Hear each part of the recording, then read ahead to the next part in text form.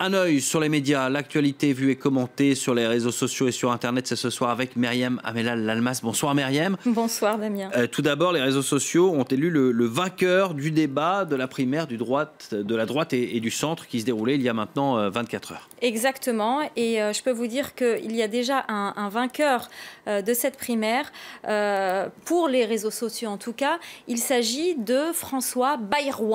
Je ne sais pas si vous en avez entendu parler. Alors c'est le fameux lapsus de Nicolas Sarkozy qui a été finalement contagieux lors du débat de la primaire. Je vous propose d'abord d'écouter celui de Nicolas Sarkozy et ensuite la répétition en série de ce lapsus par certains candidats. Écoutez. Moi j'ai dit très clairement que si j'étais choisi, je confierais Matignon à François Barouin, et je fais à François Barouin, pas Bayrou. Petit lapsus, c'est toujours amusant les lapsus. C'est toujours amusant. Non, j'ai dit Barouin. Oui, à ma connaissance, mais peut-être. Alors, on va écouter maintenant le florilège, donc le lapsus d'abord d'Alain Juppé, ensuite de Jean-François Copé. Alors, ce qui est drôle, c'est que Jean-François Copé critiquait le lapsus et l'a fait lui-même 3 secondes après.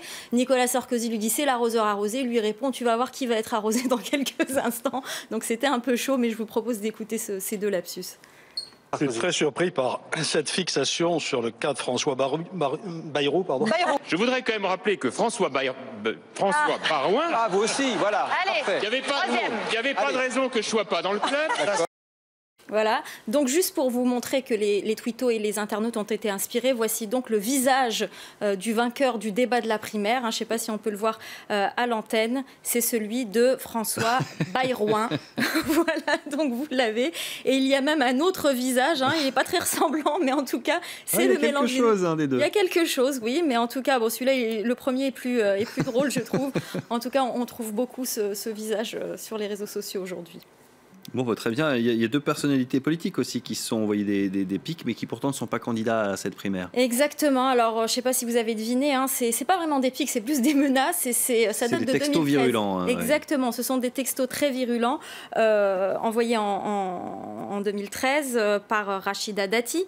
Rachida Dati qui s'adressait à Brice Hortefeux. Alors, pourquoi on a ce texto? Eh bien, parce que Brice Hortefeux, ancien ministre de l'Intérieur, était sous écoute à l'époque concernant une enquête. Donc, il y a eu donc ce tweet qui a été révélé par Mediapart. Alors, le voici.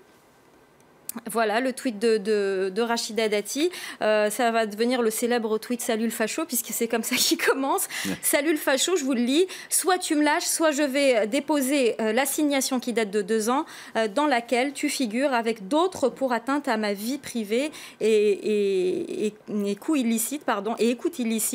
De plus, je vais dénoncer l'argent liquide que tu as perçu pour organiser des rendez-vous auprès de Sarko lorsqu'il était président, tes relations tout aussi liquides que tu as eu avec Takiedine, l'emploi fictif de ton ex à la caisse d'épargne, etc. » Donc un texto très compromettant. Alors, révélé par Mediapart, beaucoup de médias en parlent, notamment l'Obs, qui a contacté Rachida Dati et Brice Hortefeux. Alors, la réponse de Rachida Dati, elle essaye de relativiser. « Des conneries à Hortefeux, j'en ai envoyé beaucoup. Quant à Brice Hortefeux, il déclare « Je me souviens d'attaques, mais pas de texto. » Voilà. Une autre histoire assez incroyable, des ados qui ont réussi à se faire de l'argent sur le dos de Donald Trump. Exactement. Alors, on a l'impression que ça se passe aux États-Unis, mais pas du tout. Ça se passe très loin dans les Balkans, en Macédoine. Figurez-vous que c'est... je vais essayer de retrouver l'article. C'est encore l'Obs. Alors, figurez-vous qu'il s'agit d'ados qui vivent dans une ville complètement désindustrialisée. Donc, une ville désindustrialisée où il y a beaucoup de chômage. Ils ont trouvé une solution, c'est de créer des sites, des centaines de sites Internet qui parlent de Donald Trump et de poster les contenus sur Facebook. Alors, comme c'était énormément cliqué, ils recevaient beaucoup d'argent de rémunération par rapport à ces clics. Ce qui a fait qu'ils ont été en quelque sorte découverts, c'est que les informations ne sont pas très fiables. Beaucoup de fausses informations. Du coup, les journalistes américains se sont interrogés, mais d'où viennent ces infos? Ils ont enquêté, ils ont découvert que ça venait d'une petite ville perdue en Macédoine et qu'il y avait plus d'une centaine de sites, de faux sites qui parlent de Donald Trump. Ils ont appelé ça on peut appeler ça la Trumperie, si vous voulez. Merci beaucoup. Voilà.